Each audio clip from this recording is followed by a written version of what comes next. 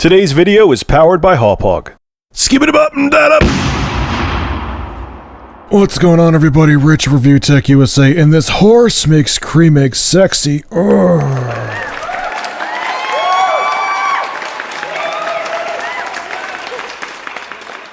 So, Slightly Mad Studios creative director Andy Tudor saying that Project Cars for the Wii U will run at 720p at 30 frames per second and look and feel amazing. Yay!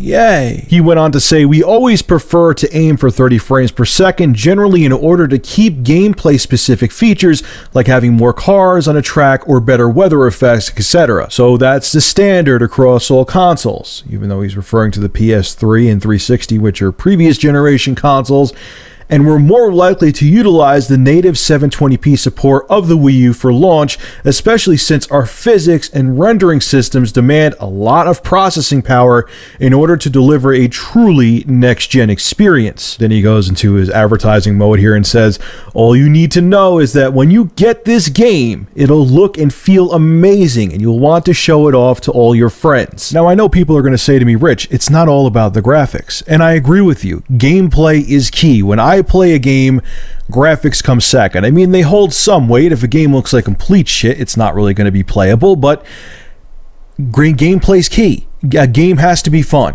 and I totally agree with you. It doesn't matter if it's on an Atari 2600 or on my gaming rig. It does not matter. If a game's enjoyable, it's enjoyable, no matter pretty much how ugly it is. But what my concern is, with all three of the next-gen systems, I'm throwing mud at all of them right now. If these systems are coming out and they're capped, the Wii U is using its max potential already.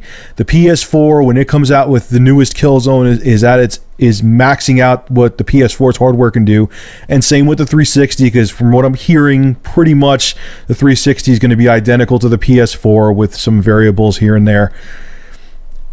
How long is this generation going to be before? How long is next generation going to last before it gets tired? I mean, think about it. They're already cutting corners to make this Project Cars game be, playable at a decent frame rate on the Wii U. Even though I know some people who are especially PC gamers are going to argue that it needs to be 60 frames per second to be playable, but whatever.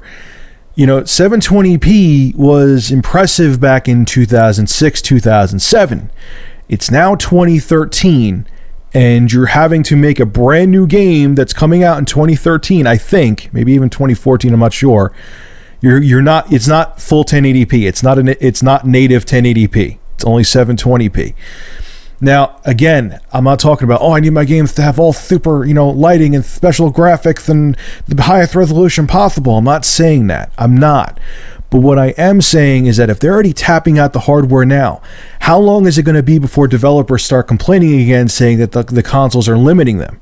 How long is it going to be before, they're saying gamers are getting gamer fatigue now because they can't come out with new IPs because the hardware can't handle their new IPs?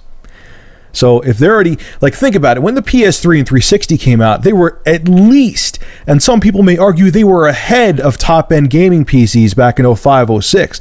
They were actually ahead of the curve, or at least at the same level as a top-notch gaming PC. These consoles are coming out, all three of them, and they're a somewhat significant step below. Now, I know I did say I was satisfied with the PS4's hardware, but really, if games are already coming out now, and I'm looking at it a little bit different, if games are coming out for all these systems at launch that are maxing out the hardware where they have to cut corners, what are they going to do 2 or 3 years from now? If developers are complaining, like I said before, that the hardware is limiting them, the current generation, the next generation is going to limit them even quicker. And that's a big concern, because that could hurt the industry as a whole. So leave your thoughts on this in the comment section below. What do you think? Do you think that the next-gen hardware not being super uber powerful is going to hurt the 8th generation of consoles and hurt the console gaming market as a whole? Leave your thoughts in the comment section below. This is Rich of Review Tech USA signing out, and enjoy Lara Croft's butt in this scene. Have a good one.